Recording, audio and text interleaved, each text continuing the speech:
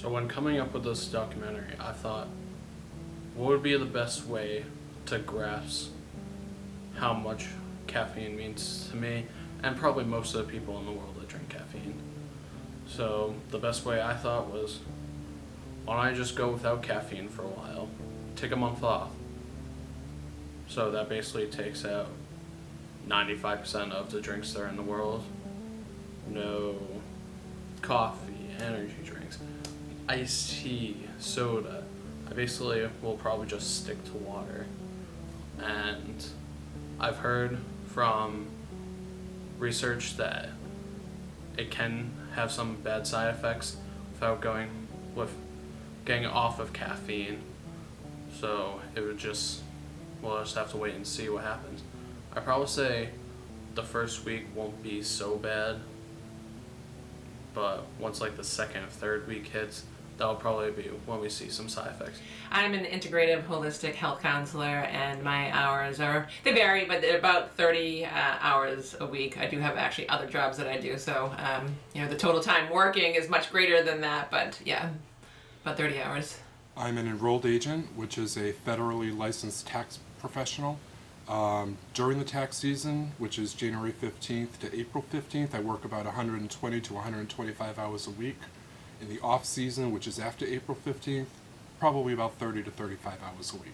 Well, I work a number of jobs. I do snow removal for Scapeway Gardeners, and I also am the founder of an off-road recovery service, Big Country Off-Road, located in the South Shore area. We do lots of recovery, and it's a lot of man hours. Snow shoveling is especially hard. We do a 12, 14-hour shifts straight on, and it's usually in the middle of the night. So, and then Big Country Off-Road, I'd say about 25 hours a week of hard work. My occupation is a daycare teacher in West Bridgewater, and my hours are 6 a.m. to 5 p.m. Monday, Wednesday, and Friday. To start this off, we need to get a basic understanding of what caffeine is and how it affects our body. By definition, caffeine is a drug that is naturally produced in the leaves and seeds of many plants. Caffeine is defined as a drug because it stimulates the central nervous system. It is a drug. And it can be abused. And like any other drug, it's not the drug so much, it's the person's relationship with the drug.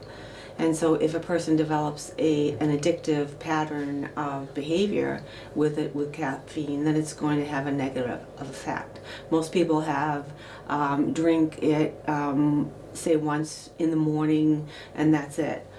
If a person develops a maladaptive pattern of behavior with the caffeine, then it's going to be a problem. Scientifically, people do not need caffeine. They want caffeine. But depending on the day and circumstances, people can believe that they need that caffeine to get them through a day. Definitely during tax season, we need that energy just to keep pushing through until 2, 3 o'clock in the morning to get the work done. I do feel like people believe that. It's almost become a little bit of a joke nowadays in the sense of, oh, gotta have my caffeine before I get on with my day. And I think it's actually a sad state of affairs because I have, my kids are teenagers right now, but when they were young, I had one of my sons who had a 9-year-old friend who actually would drink the energy drinks and felt like he couldn't get through his day without it. And I said, oh no, this is starting way too early. May need coffee. I know it's usually they want it.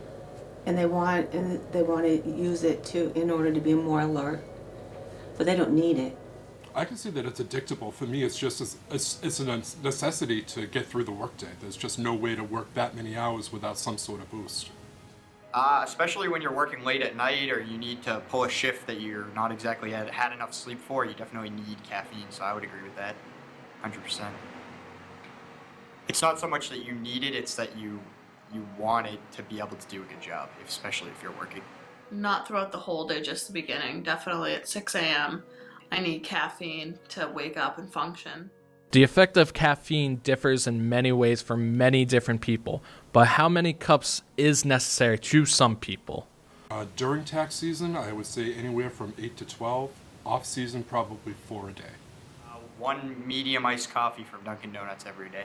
I should probably drink 2 to 3 cups a day. I usually drink tea during the day. I might have a cup of coffee in the morning, when I get up, and then I drink tea with lemon during the day because of because I talk so much. To have so sometimes it's caffeinated, sometimes it's decaf. I'm not a big caffeine user at all, and long before I got into the holistic field, I kind of felt like I knew my body. I think all of us need to get to know our bodies intuitively. And it doesn't mean I don't get tired. It just means that if I have caffeine, I'm getting wired and tired. It's not really helping me get through my day. I find that in reality, what we most need is to catch up on our sleep and fill our bodies with good nutrients, because it's really glucose that feeds the brain and gives you energy. So lots of fruit and nutrient-rich foods. I might have to just suck it up and see what happens. I'd probably say that most often I drink between 3 and 4 cups of coffee today. I know my dad, he works, I don't know, maybe like 100 hours a week as an accountant. He drinks like all the cups of coffee, drinks all of them. Research conducted by the Harvard University T.H. Chan School of Public Health, Dr. Rob Van Dam has stated that drinking up to 6 cups a day of coffee is not associated with increased risk of death from any cause, or death from cancer or cardiovascular disease. Reading Dr. Van Dam's research has put some of my skepticism to rest with my father, who, like before, said he drinks not 1, not 2, but a whopping 10 cups of coffee a day, which I thought could have some effects to his health. But from the doctor's research, I now know that nothing deadly will happen to him because of his caffeine habit. If people find caffeine sometimes a necessity, what are some of the risks when drinking caffeine or quitting caffeinated drinks altogether? Most people have headache, anxiousness, restlessness, nervous. If a person has too much caffeine, they can actually overdose on caffeine, and then that can be dangerous as well as with anything. And so not having it can definitely have some physical reactions, yes. Well, really everybody is a little bit different when it comes to anything in health, and caffeine in a way really is a drug addiction or an addiction really of some sort, and people vary in how well they do getting rid of something. For some people it works better to go cold turkey. Other people it works better to wean off of it. That said, if you are inclined to wean off of it, you're less likely to feel the full effects of that caffeine, when you don't have the caffeine in your system, because people do get withdrawals like they do with many other drugs. Week 2, we finally hit it. I think it's probably going to be my normal setup for when I do these kind of like video diaries on my caffeine experiment. Jitters. I did not expect that to happen in like the second week. I probably expect that to go in like the third or till the end. That happens like sometimes. It's not that bad. It's not like a headache. That's the one that I'm worried about, because I didn't expect that I would get a headache from withdrawal, but after talking with Ms. Salvador, reading the research of Dr. Van Dam, it could possibly happen. It's just been light jitters through the first 2 weeks, and yeah, that's basically all. I mean, 2 more weeks, I'm actually kind of proud of myself that I went this far, and it hasn't been that bad. I've been drinking mostly like water. I get the Gatorade isn't caffeine, but the electrolytes kind of like replenish the energy in your body, so I'm mostly just sticking to water and like fruit punch. It's not that bad. Not yet. And yeah, let's see what happens. Now that there are risks to take into fact when drinking caffeine, there are some benefits. Benefits are it can help a person be more alert. It can